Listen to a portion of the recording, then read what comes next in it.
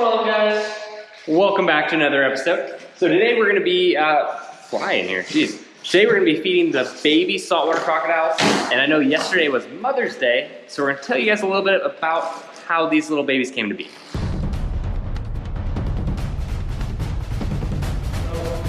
Today I like to usually feed fish for these guys once a week, and then rats 2 times. So they eat about every 2 to 3 days.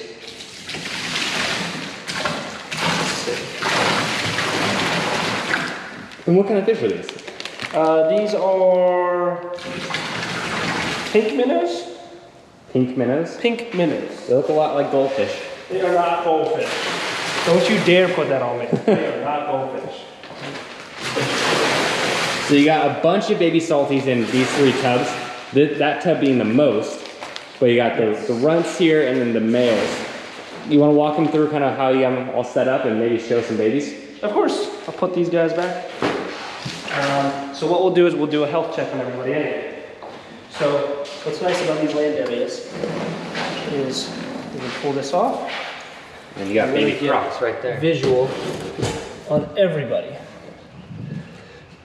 So you can see even with these, there's a tremendous amount of differentiation between the sizes.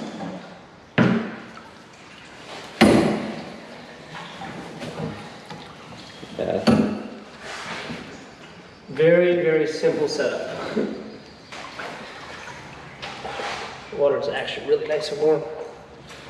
So we'll see if we can get them out real slowly because these are salties. So they can be pretty crazy, but you see he is a very healthy looking male. And what, they're like 9 months old now too. Yeah? Is that what it is now? Yeah, 9 months. When are they born? August or September? I don't know, Julie did the math. She said they're 9 months old. Okay. She told me yesterday. I'll take her word for it. What else we got in here? More salties. More salties. See, right when I knew he was gonna be crazy because when they pop up like that, then you know they're gonna be crazy. He's so really, really pretty. You can see all the little tiny ISOs on there on all the scoots, which is so cool to see. Can you pick up on the camera? We're getting a little bit. Get that cool head. It would just look like they have such a smug personality with that head. And it almost look like they don't even have their eyes open all the way. And their scalation is like really fine scalation compared to other crocodilian species. Yeah. But everyone looks good. Everyone has really good body weight. See the fish. You guys looking at that goldfish? Yeah, fish looks great, nice and healthy. So this is the male's tub. So this was, we didn't probe them or anything. They're not confirmed males, but we incubated them at a temperature that is supposed to do like what, 96% male? Is that, it's like something stupid like that, that's high? I mean, honestly guys, the temperatures we were incubating them at, I had to it sometimes got to where it was 35 degrees Celsius, which, you know, everything said, most articles said 34 max. And unfortunately we had a bit of a spike in the incubator and we saw 35 degrees Celsius. So I had to look for articles just for that had mentions of 35 degrees Celsius. So yeah, you're just trying to convince yourself they're going to live at that point. yes. So I am very, very confident these are all males because obviously with being temperature sexed, the hotter it is, the more males for crocodilians, opposite for turtles. But so I'm very confident that those guys are all male. These are actually the runts because we had such a big group of the predominantly female temperature sexed group that obviously there were going to be smaller ones. There's going to be ones that were outcompeted, and these are those guys. So you can see, compared to that male you saw over there, you can see a lot of these are much, much smaller, much skinnier. Grab one out so they can see, because that way you can get an actual difference. And that's probably the smallest one. Yeah. And you see they just have a real hard time holding weight on them. And that's the exact same age, guys, exact same clutch. Yep. But that shows you the difference, even in captivity where they're getting the best chance possible, they're still growing a little slower. Oh, for sure. So as you can imagine, in the wild, some get picked off. Oh, all of these would have been dead months ago in the wild, no question. Because again, they even with the same amount of resources as everybody else, we give them plenty of food in here, so they don't have to compete with all the others. They have plenty of resources to survive. They just don't thrive. So obviously in the wild, these guys would surely perish. So, you know, we're giving them the best, but you know, we did lose one 2 weeks ago, and again, and then one pretty close to when they hatched too. So. Yeah, we have 50 here, so you know, for being animals, that it's all about quantity. So, but it's all about quantity to make sure that some make it to adulthood. You're going to have ones that are stronger, ones are weaker, and obviously the weakest, you know, just sometimes aren't meant to live. In the wild, they say that only 10% of them actually reach adulthood. So I mean, Is it even that high? I think 10%? That's 10% is what they say, but you're gonna have probably 94% make it to adulthood. Yeah. So you're definitely out competing the odds of the wild. Where this is definitely the opposite, where at least 90, I'm gonna get to the band right here. Yeah. Jeez, look at all of them just scattered. There are so many crocodiles in this tub. And again, look, Ryan, if you can see, like even these. Thanks God. That one's light. There's so many variations in the coloration. Grab her out. Let's give them a better picture of her. What is this? I'm Grab just this saying. one. Grab that one. You got the gloves on. I know I do, but hey, Kyle, would you mind? Oh, hey Kyle, would you mind grabbing that one out? Yeah, of course, Ryan. No Okay, problem. cool. I'll grab this one. This one's very yellow. Okay.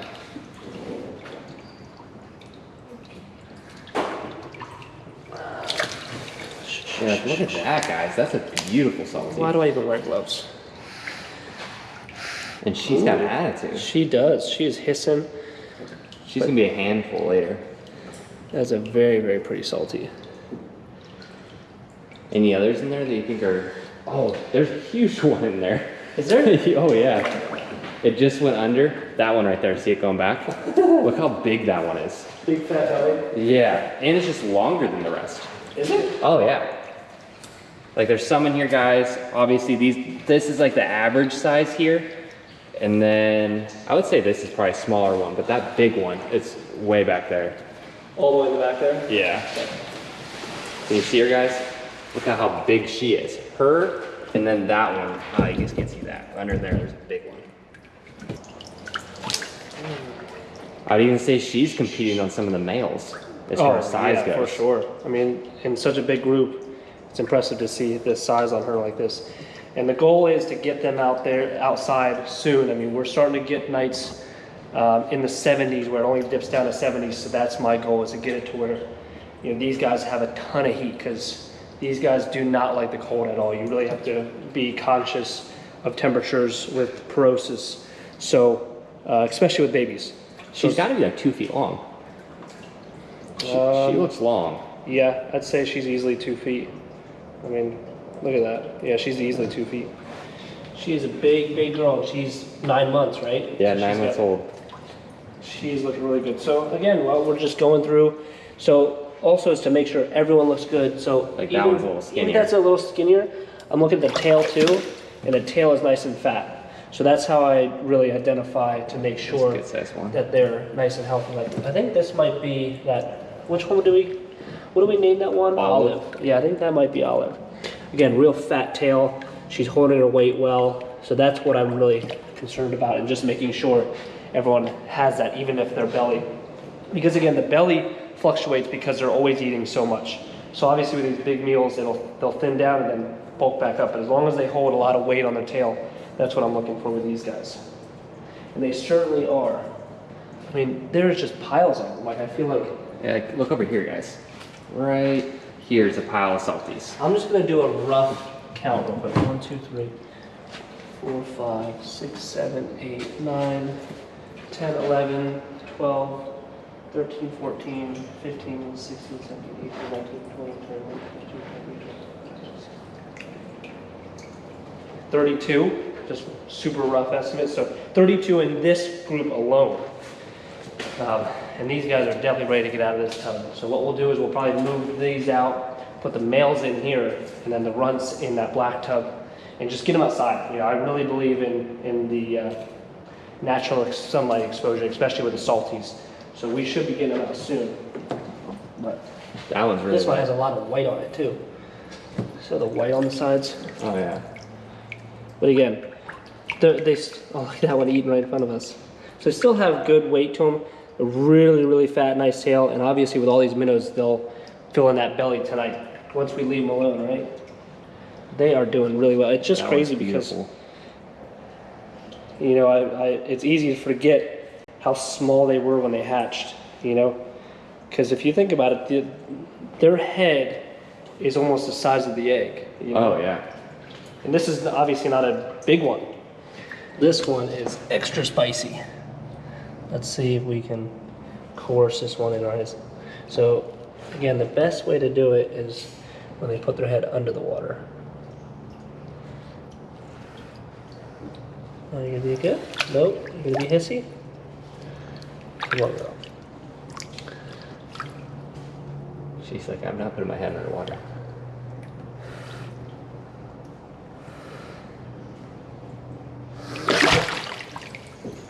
Yeah, she is pissy. See how she knows to pop her head back up. Yeah.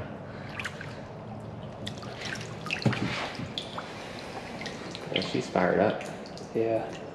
So I'm thinking for these guys, that giant blue tub, we have 4,000 gallon tubs.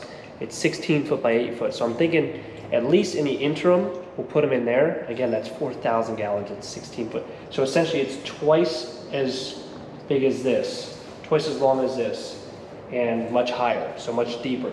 So we can really get them to swim, really get them to have a shallow section, a basking area, and again, get them outside, get them in that natural sunlight. But also what I want to do is at the new facility, the greenhouse over there has been just sitting vacant. So I'm thinking about setting up natural enclosures in there for babies. So essentially once they pass their first year, or not even the first winter, as long as, you know, they're born in the fall, stay inside in the winter when it's cold, and then the next spring, put them in the greenhouse. So they'll have natural ponds.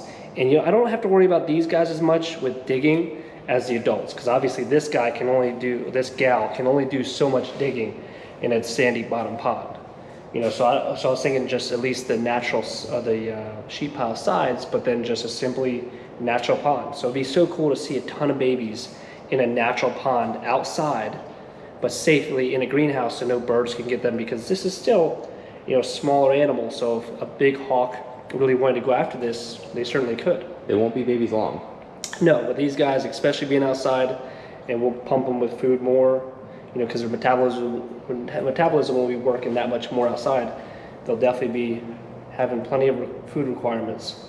But it's so cool how she's just sitting there like that. I mean, it's such a typical salty. You know, they're so defensive. They're such jerks. I mean, they really are. You know, but I love it. You know, that's the salty personality, is a very, very spicy animal. All right, guys, hope you really enjoyed today's video, checking out the baby salties. Also, happy Mother's Day to everyone that was celebrating yesterday. And if you guys liked the video, make sure to like, comment, subscribe, follow us on Instagram, check us out on Patreon, and we'll see you on the next one. See you guys. Oh no. What? Usually they give you a good amount to grab on, because then if you pull it, it pops this. But there's no. There's barely any. So I'm just gonna have to rip it. All right. Actually, instead of me scooping up fish, let's get smarter for once here. Let's start pouring them in.